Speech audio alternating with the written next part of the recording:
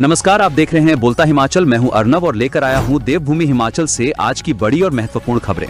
दोस्तों, रोजाना खबरों के लिए चैनल को सब्सक्राइब करें, वीडियो को लाइक और शेयर करें। कमेंट बॉक्स में अपने जिले का नाम हमें जरूर बताएं।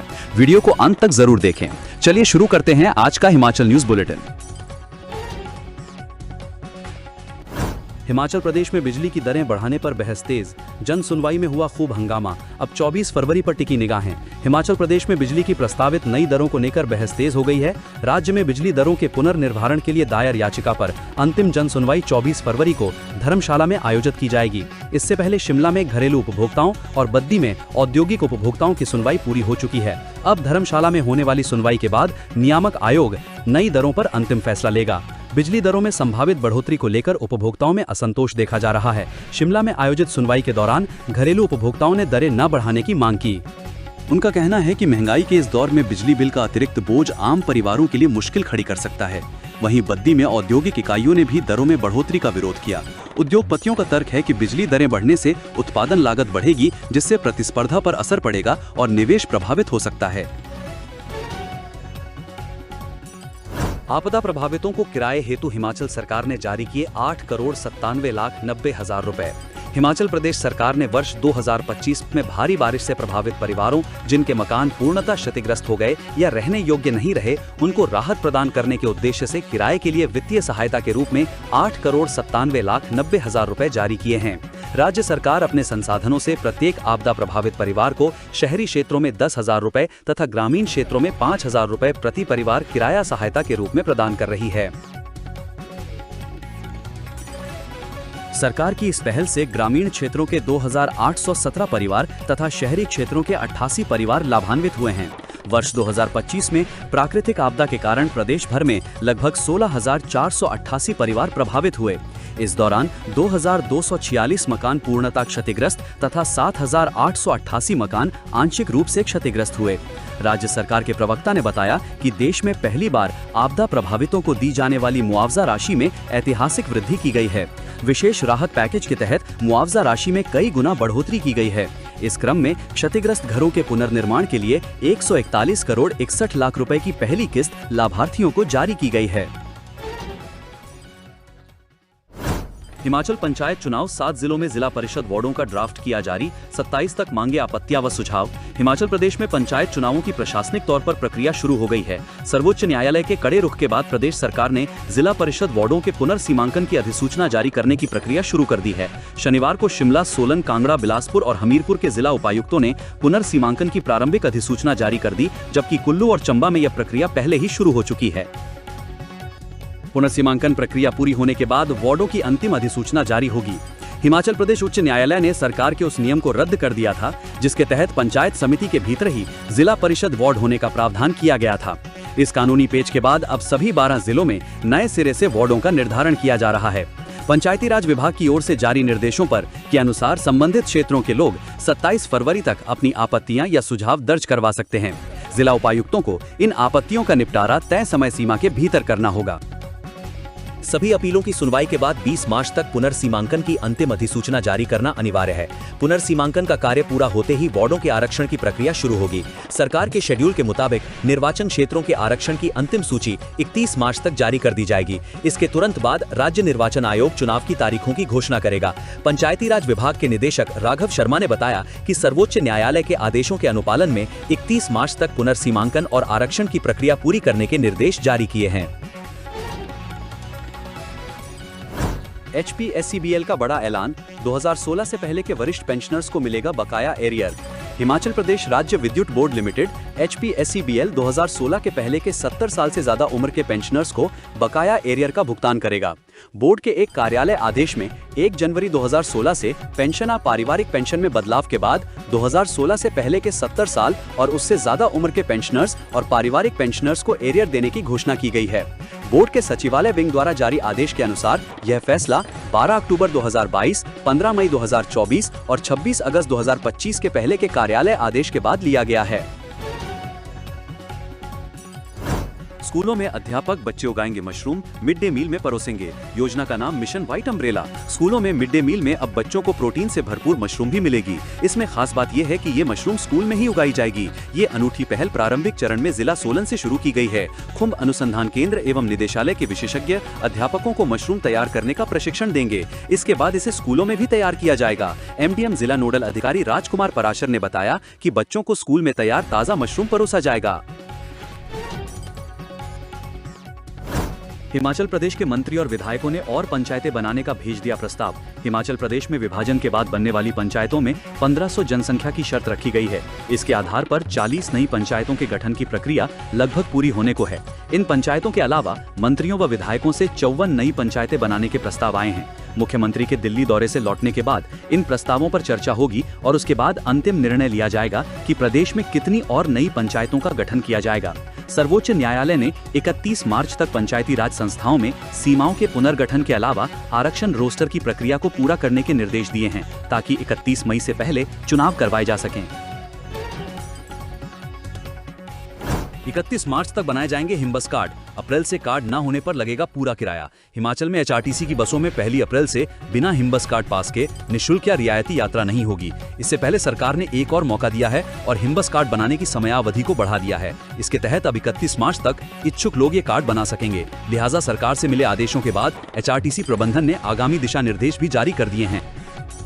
हिमाचल पथ परिवहन निगम के प्रबंध निदेशक निपुण जिंदल ने सरकार से मिली डायरेक्शन के बाद आगामी निर्देश जारी किए हैं। हिमाचल प्रदेश पथ परिवहन निगम को राज्य सरकार की ओर से निर्देश मिले हैं कि हिम्बस कार्ड पास के पंजीकरण रजिस्ट्रेशन की अंतिम तिथि अब बढ़ाकर 31 मार्च 2026 कर दी जाए, जिसके बाद प्रबंधन की ओर से आगामी निर्देश जारी कर दिए हैं। इसके तहत एचआरटीसी प्रबंधन ने निःशुल्क और रियायती यात्रा श्रेणी में आने वाले सभी पात्र नागरिकों को 31 मार्च 2026 तक अपना पंजीकरण करवाकर वैध हिम्बस कार्ड पास प्राप्त करने को कहा है। हिमाचल सरकार का यू टर्न, संविदा और आउटसोर्स कर्मियों के पेंशन लाभ संबंधी स्पष्टीकरण को लिया वापस। हिमाचल प्रदेश में संविदा और आउटसोर्स कर्मचारियों तक वित्तीय लाभ पहुंचाने पर चल रही कानूनी लड़ाई के बीच प्रदेश सरकार ने संविदा सेवा को पेंशन लाभ के लिए गणना में शामिल करने संबंधी अपने हालिया स्पष्टीकरण को वापस ले लिया है। हिमाचल प्रदेश वित्त पेंशन विभाग के जारी आदेश के अनुसार 16 फरवरी 2026 को जारी किए गए निर्देशों को तत्काल प्रभाव से वापस ले लिया गया है। इससे पहले राज्य विधानसभा के शीतकालीन सत्र में एक नया कानून पारित किया गया था, जिसमें आउटसोर्स और संविदा कर्मचारियों को पदोन्नति और पेंशन लाभ देने के प्रावधान को हटा दिया गया था। वापस लिए गए निर्देशों में शीला देवी मामले में 10 जून 2024 को जारी पिछले कार्यालय ज्ञापन के संदर्भ में पेंशन लाभ के लिए संविदा सेवा की गणना पर स्पष्टीकरण दिया गया था। राज्य के पूर्व कर्मचारी नेता के अनुसार ये स्पष्टीकरण केवल कर्मचारियों के पेंशन लाभों को कवर करता, न कि पदोन्नति के लाभों को। ये कदम ऐसे समय में उठाया गया है जब संविदा और आउटसोर्स कर्मचारियों को वित्तीय और पेंशन लाभ देने के मुद्दे ने राज्य में कानूनी और प्रशासनिक बहस खड़ी कर दी है। हिमाचल में हाई अलर्ट, लश्कर की धमकी के बाद मंदिरों की बढ़ाई गई सुरक्षा, खुफिया एजेंसियां सतर्क। आतंकी संगठन लश्कर-ए-तैयबा द्वारा देश के प्रमुख धार्मिक स्थलों को निशाना बनाने की धमकी के बाद हिमाचल प्रदेश की सुरक्षा एजेंसियां पूरी तरह से अलर्ट मोड पर हैं। राज्य में शांति और सुरक्षा व्यवस्था बनाए रखने के लिए पुलिस मुख्यालय ने सभी जिलों के पुलिस अधीक्षकों को कड़ी चौकसी बरतने के निर्देश जारी कर दिए हैं। प्राप्त जानकारी के अनुसार प्रदेश के प्रमुख मंदिरों में श्रद्धालुओं की भारी भीड़ को देखते हुए सुरक्षा के पुख्ता इंतजाम किए गए हैं। पुलिस मुख्यालय ने स्पष्ट निर्देश दिए हैं कि सभी महत्वपूर्ण धार्मिक स्थलों पर प्रवेश द्वार और गर्भगृह के आसपास सीसीटीवी कैमरों के जरिए 24 घंटे पैनी नजर रखी जाए। बैरिकेडिंग और मेटल डिटेक्टर के साथ साथ डॉग स्क्वाड की तैनाती की जाए। प्रदेश पुलिस ने भीड़ वाले मंदिरों में जवानों की तैनाती बढ़ा दी है और भीड़ प्रबंधन के लिए विशेष रणनीति अपनाई जा रही है। खुफिया एजेंसियां राज्य की स्थिति पर लगातार नजर बनाए हुए हैं। पुलिस प्रशासन ने आम जनता और श्रद्धालुओं से अपील की है कि वे किसी भी प्रकार की अफवाहों पर ध्यान न दें। यदि उन्हें कहीं भी कोई संदिग्ध वस्तु, लावारिस बैग आदि या संदेहास्पद व्यक्ति दिखाई दे तो तुरंत इसकी सूचना नजदीकी पुलिस थाने या कंट्रोल रूम को दें। फिलहाल प्रदेश भर में पुलिस की गश्त बढ़ा दी गई है और किसी भी अप्रिय स्थिति से निपटने के लिए सुरक्षा व्यवस्था को चाक चौबंद किया गया है। शिमला में युवा कांग्रेस का उग्र प्रदर्शन, पीएम का पुतला जलाने की कोशिश, पुलिस से हुई धक्का मुक्की।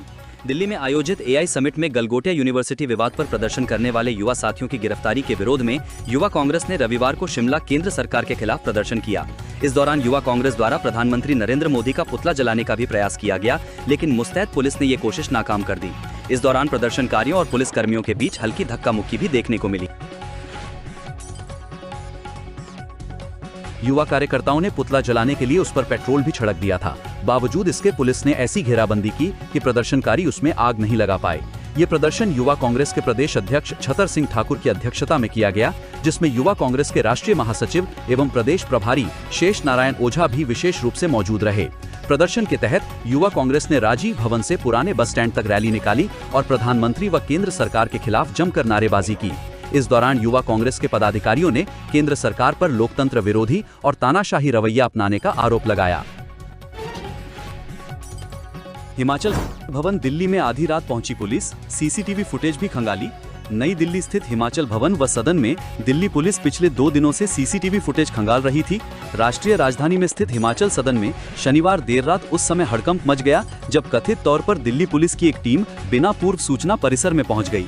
आरोप है कि पुलिसकर्मी रात करीब 12 बजे सीधे एक कमरे की ओर बढ़े, जिस पर वहां मौजूद लोगों ने कड़ा ऐतराज जताया।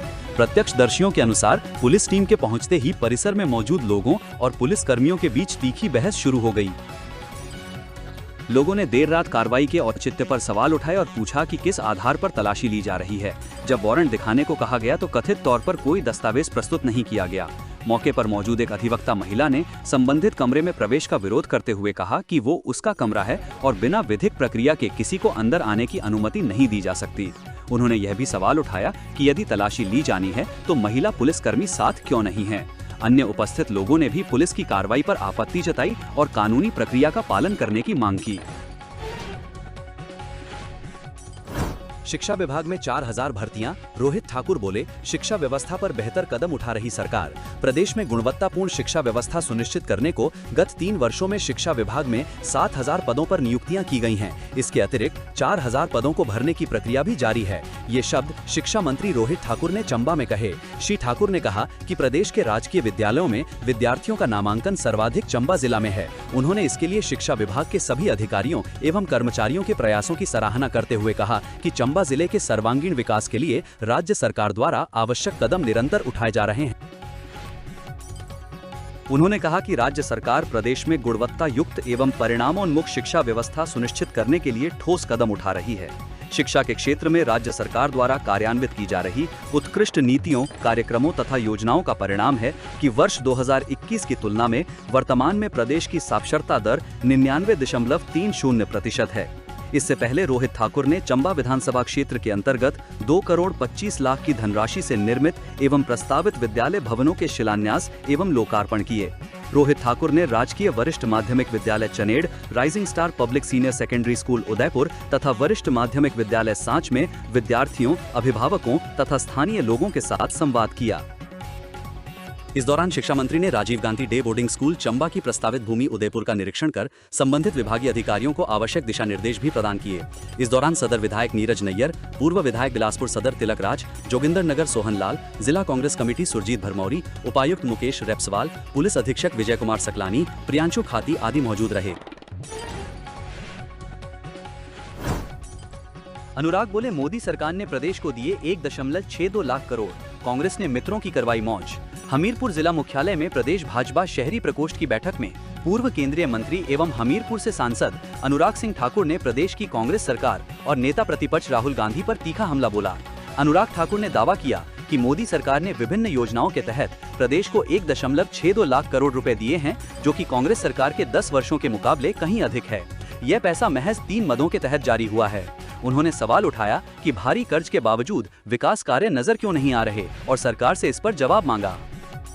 कर्ज लेकर महज मित्रों के वेतन भत्ते बढ़ाकर और गाड़ी बंगले देकर मौज करवाई जा रही है। उन्होंने आरोप लगाया कि राहुल गांधी प्रधानमंत्री नरेंद्र मोदी का विरोध करते करते अंतर्राष्ट्रीय मंचों पर देश की छवि को नुकसान पहुंचा रहे हैं और उन्हें इसके लिए देश से माफी मांगनी चाहिए।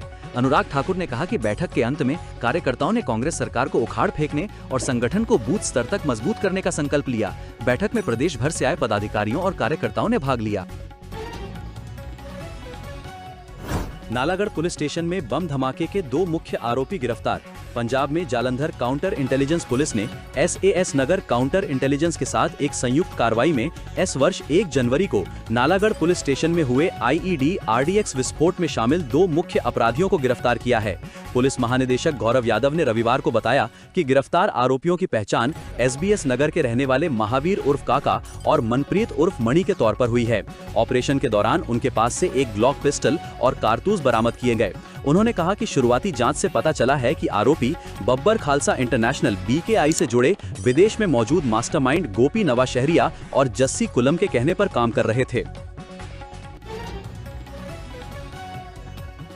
दोस्तों, बोलता हिमाचल को सपोर्ट करने के लिए इस वीडियो को एक लाइक और कमेंट जरूर करें। साथ में चैनल को सब्सक्राइब करें। धन्यवाद। जय हिंद, जय भारत।